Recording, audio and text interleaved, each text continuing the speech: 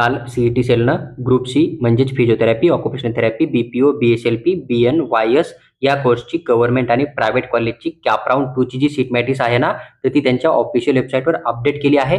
आता आपण या सीट मॅट्रिक्सला व्हेरीफाय करू शकतो. सगळ्यात अगोदर एक गोष्ट लक्षात ठेवणं, या सीट मॅट्रिक्समध्ये जेवढ्या जागा तुम्हाला दिसतील कोणत्या पण कॉलेजच्या कॅटेगरी वाईज त्या पूर्णपणे 100% वॅकंट. इथं कोणीही कुठल्याही प्रकारे सीट रिझर्व्ह केलेली किंवा बुक केलेली नाही, ही गोष्ट तुम्हाला लक्षात ठेवणं आहे. आता आपण चेक करू शकतो की कोणत्या कॉलेजमध्ये कॅटेगरीनुसार किती जागा आहेत, म्हणजे आपल्या कॅटेगरीच्या त्या कॉलेजमध्ये किती जागा आहे त्यानुसार तुम्ही तुमची प्रेफरन्स लिस्ट बनवू शकतात. पण तुम्हाला एक गोष्ट लक्षात ठेवणं आहे, एखादं कॉलेज गव्हर्नमेंटचं असेल, प्रायव्हेटचं असेल, त्या कॉलेजमध्ये तुमच्या कॅटेगरीची जागा नसेल पण जनरल कॅटेगरीची जागा असेल तर ते पण कॉलेज तुम्ही चॉईस फिलिंग मध्ये टाकणार आहे, जेणेकरून की तुम्हाला जनरल कोट्यामधून 100% सीट अलॉटमेंट केलं जाणार आहे. जर तुम्ही त्या कॉलेजला चॉईस फिलिंग करणारे सगळ्या कॅटेगरीमधून टॉपर असाल तर ही गोष्ट तुम्हाला आठवण ठेवणं आहे. आता जर आपण सगळ्यात अगोदर गव्हर्नमेंट कॉलेजचा विचार केला तर जे आपलं नंबर 1 चं गव्हर्नमेंट कॉलेज आहे लोकमान्य टिळक मेडिकल कॉलेज सायन मुंबईमध्ये 10 सीट आहे तुम्हाला टोटल या कॉलेजमध्ये. आणि फिजिओथेरपी किंवा मग अलाइड कोर्ससाठी कुठल्याही प्रकारे ऑल इंडिया कोटा नसतो, ही गोष्ट लक्षात ठेवा. जर आता आपण या 10 जागा बघितल्या कॅटेगरी वाईज कॅप राऊंड 2 मध्ये वॅकंट असलेल्या, तर एससी कॅटेगरी मधून जनरलची एक जागा आहे. आता प्रत्येक कॅटेगरी मधून जो जनरल कोटा राहतो ना, त्या ठिकाणी जो मेल असेल किंवा जो फिमेल स्टुडंट असेल ना, तर ज्याचा स्कोर जास्त असेल, ज्याचा एसएमएल नंबर कमी असेल त्याला अलॉटमेंट केलं जातं, ही गोष्ट तुम्हाला आठवण ठेवणं आहे. पण इन केस जो वुमन कोटा राहतो ना प्रत्येक कॅटेगरी मधून, त्या ठिकाणी फक्त मुलींना सीट अलॉटमेंट केलं जातं, ही गोष्ट तुम्हाला लक्षात ठेवणं आहे. तिथं मुलांना कुठल्याही प्रकारे सीट अलॉटमेंट केलं जात नाहीये. त्यानंतर जर आता आपण विचार केला दुसऱ्या कॅटेगरीचा, एसटी कॅटेगरीचा, तर एसटी कॅटेगरी मधून पण जनरलची एक जागा आहे, मुलींसाठी कुठल्याही प्रकारे जागा नाहीये. फीचे कॅटेगरीची कुठलीही सीट नाहीये, पण या ठिकाणी ओपन कॅटेगरीची तुम्हाला एक जनरल मधून एक वुमन मधून जागा मिळते.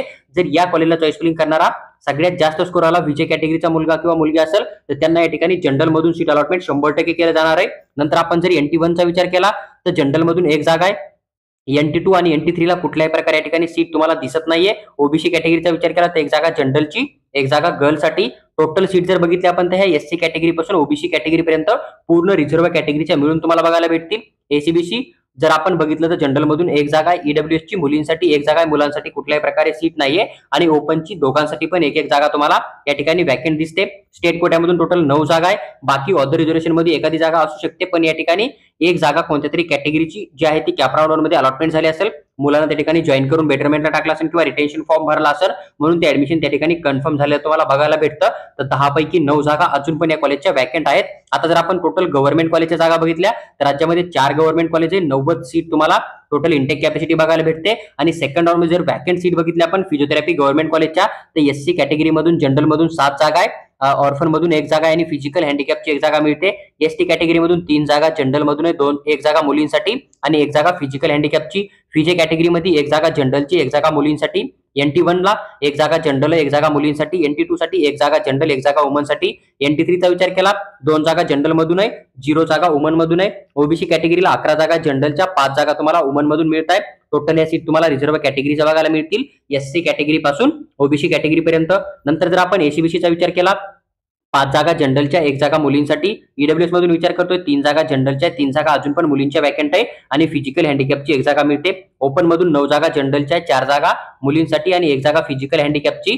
टोटल ज्या आहेत त्या 65 जागा तुम्हाला अजून पण राज्यामध्ये टोटल गव्हर्नमेंट कॉलेजमध्ये फिजिओथेरपीच्या वॅकंट दिसत आहेत. 90 जागापैकी 65 जागा अजून पण वॅकंट आहे, ही गोष्ट तुम्हाला आठवण ठेवणं आहे. आता जर आपण ऑदर रिझर्वेशनचा केला तर डिफेन्स 1 साठी या ठिकाणी एक जागा जनरल मधून आहे, एक जागा मुलींसाठी. टोटल 2 जागा मिळतील तुम्हाला ऑदर रिझर्वेशनच्या. तर जवळपास 90 पैकी 67 जागा तुम्हाला या ठिकाणी वॅकंट दिसत आहेत ऑदर रिझर्वेशन प्लस कॅटेगरीनुसार, ही गोष्ट आठवण ठेवा. त्यानंतर जर आता आपण प्रायव्हेट कॉलेजचा विचार केला तर प्रायव्हेट कॉलेजमध्ये जवळपास फर्स्ट नंबरचं जे कॉलेज आहे CMF college of physiotherapy Nigdi पुण्यामध्ये तुम्हाला बघायला मिळतं. इंटेक कॅपॅसिटी बघितली तर 40 जागा आहे टोटल.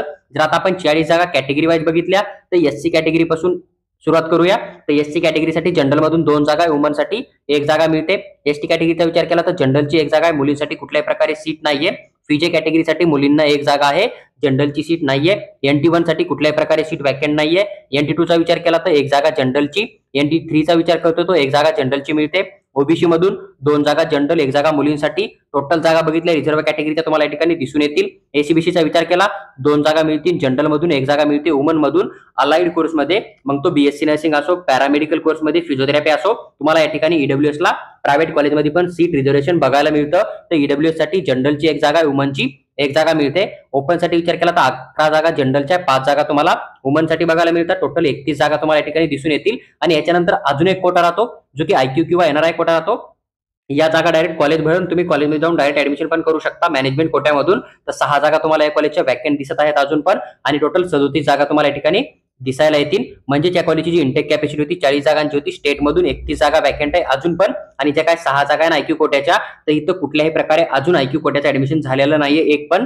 कारण 6चं जर 15% केलं तर IQ कोट्यामध्ये तुम्हाला 6 जागा दिसतील, ही गोष्ट लक्षात ठेवा. आता ज्या ठिकाणी मायनॉरिटीचं कॉलेज राहील, जसं की तुम्हाला हे पुण्यामध्ये एक मायनॉरिटीचं कॉलेज दिसतं मुस्लिम मायनॉरिटीचं, तर या ठिकाणी कॅटेगरीनुसार कुठल्याही प्रकारे सीट तुम्हाला दिसणार नाहीये. कारण मायनॉरिटीचं कॉलेज हे किती पण कमी स्कोर असो त्याच मुलांना अलॉटमेंट केलं जातं. या ठिकाणी 20 जागा तुम्हाला अजून पण वॅकंट दिसत आहे 60 जागांपैकी, ही गोष्ट लक्षात ठेवा.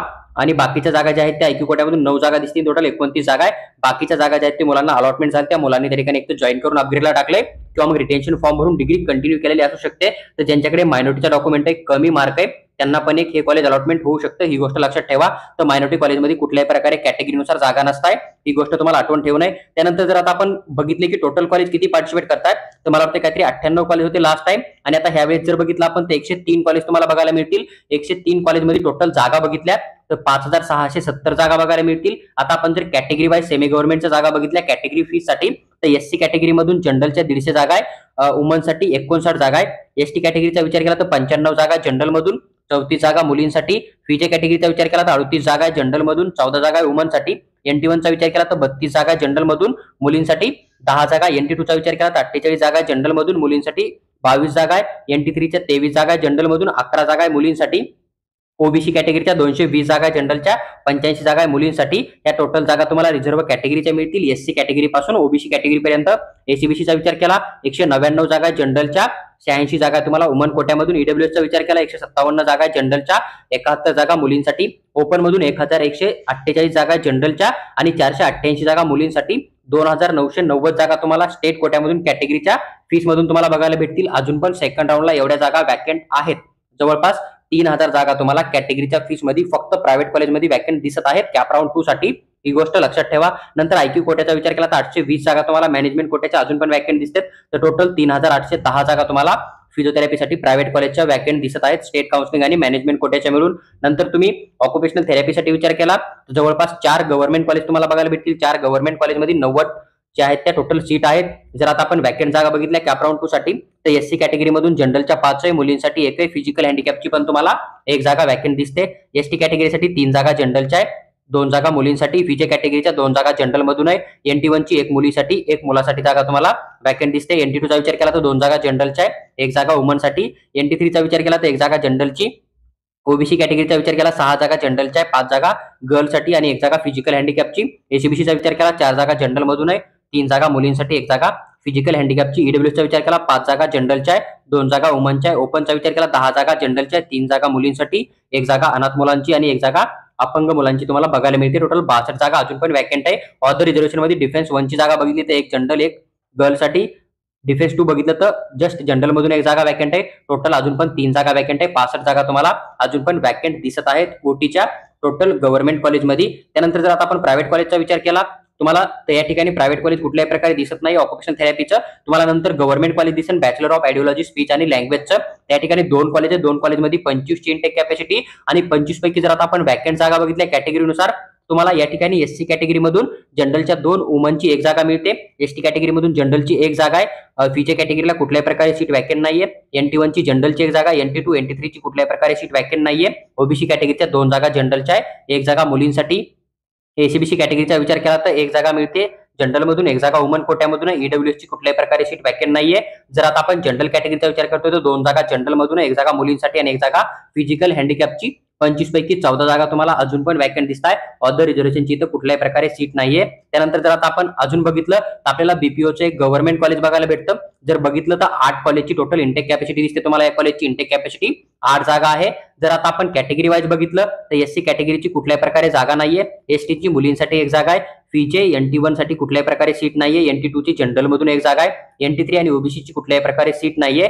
ACBC मधून 1 जागा मिळते जनरल मधून. EWS मधून 1 जागा जनरलची. ओपन मधून तुम्हाला 1 जागा जनरल, 1 जागा वुमन साठी बघायला मिळते. टोटल 6 जागा तुम्हाला या ठिकाणी दिसून येतील ज्या की या कॉलेजच्या अजून पण वॅकंट आहेत. म्हणजे 2 जागा या कॉलेजच्या कंप्लीट झाल्यात. 6 जागा अजून पण तुम्हाला वॅकंट दिसतील. आता ह्या वर्षी अजून एक कॉलेज जे आहे ते अलॉटमेंट झालं तर नवीन कोर्सचं BNYS नावाचं. याचं जर आपण गव्हर्नमेंट कॉलेजच्या सीट बघितल्या तर तुम्हाला एकच गव्हर्नमेंट कॉलेज बघायला मिळतं. 60 सीटची तुम्हाला टोटल इंटेक कॅपॅसिटी मिळते. जर आता आपण कॅटेगरी वाईज बघितलं किती जागा वॅकंट आहे कॉलेजच्या अजून, तर SC कॅटेगरीसाठी 5 जागा जनरल मधून आहे, 2 जागा मुलींसाठी. ST कॅटेगरीचा विचार केला 3 जागा जनरल मधून आहे, 1 जागा वुमनसाठी. VJ कॅटेगरीची 1 जागा जनरल मधून आहे, NT1 ची 1 जागा जनरल मधून आहे, 1 जागा वुमन मधून आहे. NT2 चा विचार करतो तर 1 जागा जनरल मधून वॅकंट आहे, NT3 ची पण 1 जागा जनरल मधून आहे. OBC कॅटेगरीच्या 7 जागा जनरल मधून आहे, 3 जागा मुलींसाठी.